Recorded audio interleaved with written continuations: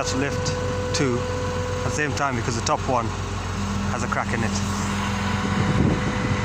That's 30 tons of steel.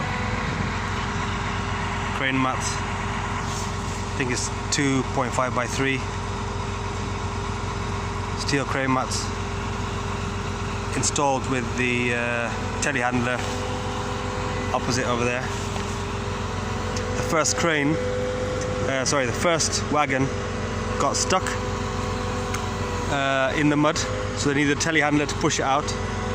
Second one coming in, the rear carriage is like an SPMT, so you can direct the wheels to reverse in.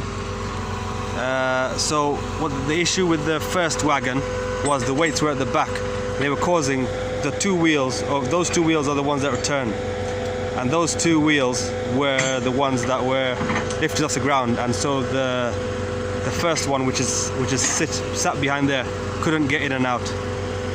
So yeah, so now they're just rigging up, and then the bridge is on the other side there, which I'll show you now. This is the rigging up. Yeah, so these are the temporary stairs going down to the abutment.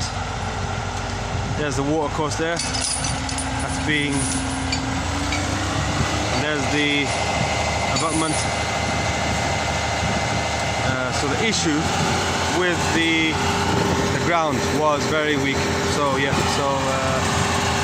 and that's the bridge over there that'll be lifted into place afterwards.